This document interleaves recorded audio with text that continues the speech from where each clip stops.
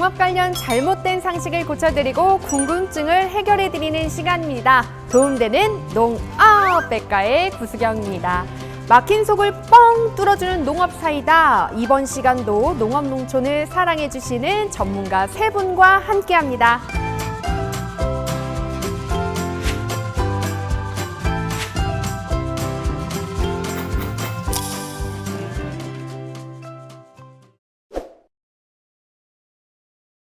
네, 든든한 세 분과 함께 농업 상담 진행해 보도록 하겠습니다.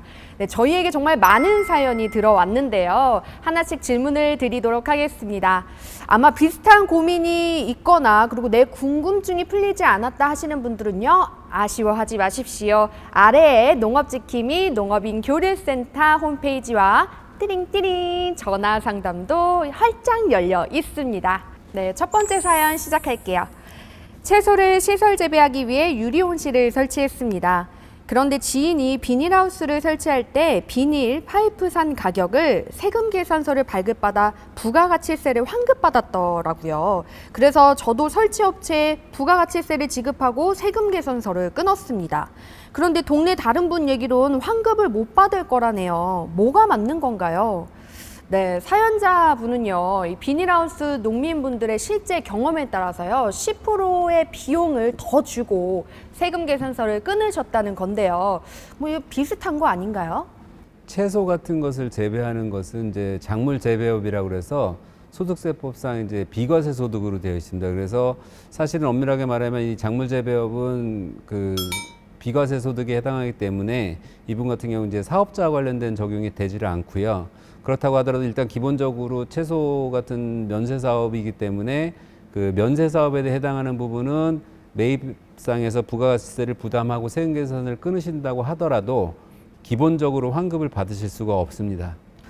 그런데요, 여기 사연에 보면요, 이 비닐하우스를 설치했던 분은 그 부가가치세를 환급을 받았다고 했거든요. 그거는 또 어떻게 한 걸까요? 네. 그래서 그 기본적으로 부가가치세법상 면세사업자나 비사업자의 경우 환급을 받을 수 없는 게 원칙인데, 이제 농업이나 임업업용 기자재에 한해서는 이게 조특법, 그러니까 조세특례제한법이라는 데서 별도로 규정을 두어서 거기상에 이제 별표상에 그 몇 가지 항목들이 있어요. 그래서 농업이나 임업, 어업용 기자재로 쓰는 그 항목들, 일정 항목들에 대해서는 사후적으로 이제 부가세를 환급하는 규정이 있는데요. 거기서 말씀하셨듯이 그 지인분, 사연 보내주신 분의 지인분 같은 경우 그 비닐하우스용 비닐 파이프 같은 것들은 거기에 그 적혀 있는 해당 항목이라서 환급을 받으신 거고요. 안타깝게도 지금 말씀하신 유리온실 같은 경우에는 해당 항목에 그 기재가 돼 있지 않기 때문에 환급 대상이 되지 않는 겁니다. 네. 네, 정말 아쉬운 답변이네요. 이 세무의 세계는요, 정말 무궁무진하고요. 너무나 어렵다, 이렇게 느끼게 되는 것 같은데요. 네, 아무쪼록 좀 잘 해결되고 궁금증이 해결되셨으면 좋겠습니다. 네, 우리나라는요, 땅이 좁고 연교차가 커서요, 농사를 짓기 참 불리한 조건입니다. 그럼에도 기술을 발달시키고 우리 농민들이 열심히 노력해 주시는 덕에 정말 상당히 발달한 수준이라고 말할 수 있죠. 그만큼 농사 외에 고민하시는 부분을 각 전문가들이 힘을 보태야겠죠. 그래서 다음 사연을 또 소개를 해드리도록 하겠습니다. 제가 40년 동안 갖고 있는 땅이 있습니다. 20년 전에 한번 옆 땅과 경계 측량을 했고요. 그 옆 땅은 이후에 3번 정도 주인이 바뀌었습니다. 그 전까지 문제는 없었는데요. 지금 묘목밭을 하고 있는 옆 땅 주인이 제 땅까지 침범을 해서 묘목을 심었어요. 제가 경계를 넘지 말라고 하니까요. 그 사람은 자기 땅이라고 우기고 있습니다. 어떻게 해결하면 좋을까요? 토지의 경계는 이제 그 육안으로 보는 그 사실상의 경계, 즉 현황 경계가 있고요. 또 이제 지금 측량을 한번 해보셨다고 하는데 그 측량에 따른 그 지적 경계가 있습니다. 보통은 양자가 일치합니다. 즉 사실상의 경계인 현황 경계와 지적 측량 경계가 일치하는데 간혹 이 현황 경계와 이 지적 측량 경계가 다를 경우가 있습니다. 그러면은 자 이런 경우에는 이제 원칙적으로 이제 그 측량 경계, 지적 측량 경계가 우선하니까 양 토지 주인이 이렇게 경계를 가지고 다툴 때 가장 좋은 거는 두 사람이 공동으로 자기 땅 그다음에 옆 땅 해서 이제 측량, 즉 경계를 측량해 보고 그 경계에 따라서 서로 이제 토지 소유권의 범위를 구분 확정하면 될 것 같습니다. 예. 그렇죠. 근데 굉장히 말은 쉽지만 이 사연을 보니까요. 이 살해자분의 이웃분 보통 성격이 아니실 것 같아요. 막 배째라고 막 우기면서 이렇게 나오면 또 어떻게 해결을 해야 할까요? 지금처럼 그 아래 그 묘목밭 주인이 그야말로 그냥 아나무인으로 내 땅이다라고 이렇게 우기고 이런 경우에는 결국은 이제 법적인 조치를 취할 수밖에 없는데요. 이럴 때 이제 그 이용하는 소송은 토지 경계 확인 소송입니다. 또는 뭐 내 땅이라도 먼저 측량을 해서 그 측량 성과도를 제시하면서 뭐 정중하게 부탁을 할 수 있는데 지금 뭐 배째라식으로 이렇게 나오면은 결국은 어떤 그 법 절차를 이용해서 사법기관 즉 법원으로부터 토지 경계에 대한 확인을 받아서 양쪽의 토지의 경계를 구분 확정하도록 해야 될 겁니다. 예. 네, 맞습니다. 이렇게 대화로 좀 잘 풀렸으면 좋겠는데요. 네, 이렇게 아무쪼록 잘 해결이 됐으면 좋겠습니다. 네, 마지막 사연 소개하겠습니다. 저희 직원과 말다툼을 하다가 홧김에 내일부터 나오지 마! 했는데 진짜 출근을 안 하고 있습니다. 어쩌죠? 라고 사연을 보내주셨어요. 네, 정말 난감할 것 같은데요. 우리 또 남녀 사이에도요, 이렇게 연애를 하다 보면 화가 나서 헤어져!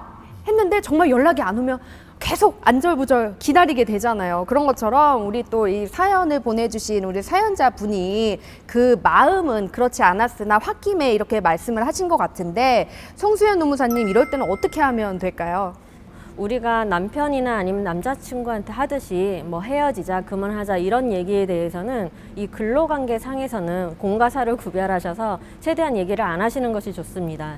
우리가 사업장에는 두 가지의 그 해고 관련 규정들이 있어요. 하나는 근로자 한 명이라도 사용할 경우에는 해고 예고를 지켜라. 내보내기 전에 30일치 통상임금을 주던 아니면 30일 전에 해고 예고를 하던 지켜라라는 규정이 있고 그중에서 5인 이상 사업장의 경우에는 부당해고 구제 신청이라는 노동위원회를 통한 근로자의 구제 신청 기관이 따로 있습니다. 따라서 5인 넘게 상시 근로자 수가 있으신 사업장께서는 함부로 해고 자체를 해고 예고를 지키시더라도 하실 수 없는 환경을 가지고 있으시므로 만약에 홧김에라도 내일부터 나오지 마, 그만둬 이렇게 얘기를 하셨으면은 최대한 빨리 즉시 뭐 문자 메시지나 아니면 전화 통화 녹음이라던가 어떤 증거를 남길 수 있는 수단으로 잘못했다, 뭐 번복하시고 내일 밝은 얼굴로 출근해서 볼 수 있는 거지 이렇게 얘기하시는 것이 가장 좋습니다. 근데 이게 그 즉시라는 기준이요, 노동부가 추상적인 판단이긴 하지만 결론적으로 내일 뭐 9시 출근이면 9시 출근 바로 직전에 하시는 것은 허용이 되지 않습니다. 최소한 출근 시간을 주셔야 되고 웬만하면 얘기하시고 뭐 퇴근 이후에 즉시가 가장 좋고 어쩔 수 없이 하루를 넘기게 되더라도 24시간이 아닌 그 다음 출근일 전에 충분히 출근 준비 시간을 부여하고 말씀하시는 것이 좋습니다. 네, 그렇군요. 이 민망하시겠지만 좀 용기를 내서 이렇게 사과의 손길을 먼저 내미는 게 어떨까 이렇게 생각을 해봅니다. 그런데요, 만약에 홧김에 정말 질렀어요. 내일부터 나오지 마! 했는데 사실 마음속으로는 저 직원이 정말 안 나왔으면 좋겠는 거예요. 진짜 내보내야지 생각을 하고 있었는데 마침 그 말까지 해서 직원이 연락을 안 하고 두절이 되고 안 나오는 상황입니다. 그런 경우에는 또 어떻게 그냥 흐지부지 넘어가도 되는 건가요? 네, 실제로 해고 의사가 있을 경우에는 해고는 그 사유와 그 해고 시기를 명확하게 적어서 서면으로 통지를 해야 합니다. 만약에 구두로 먼저 해고하겠다는 말을 내비쳤다 하더라도 다시 서면으로 해서 근로자한테 주시고, 만약에 그 근로자가 계속 고용한 지 3개월 미만 근로자면은 해고 예고 수당에는 뭐 해당 사항이 없겠지만 만약에 3개월 이상 근로한 근로자의 경우에는 30일치 통상임금을 주시고 해고는 서면으로 통지하셔야 됩니다. 네, 좋습니다. 사실 이 뭐든지 정말 이게 정확하게 하는 게 필요하다, 그게 중요하다 이렇게 말씀을 해주시는 것 같습니다. 농업이 미래다, 농업에 투자하라. 월가의 전설적 투자자 짐 로저스의 말입니다. 본인이 한국의 청년이라면 농부가 되겠다고 했다는데요. 그만큼 우리 농업의 미래가 밝다는 뜻이 아니겠습니까? 더 발전하는 대한민국 농업을 응원하는 도움되는 농업 백과는 다음 시간에 더욱더 알찬 해답으로 여러분을 찾아오도록 하겠습니다. 다음 시간에 만나겠습니다. 여러분 안녕히 계세요.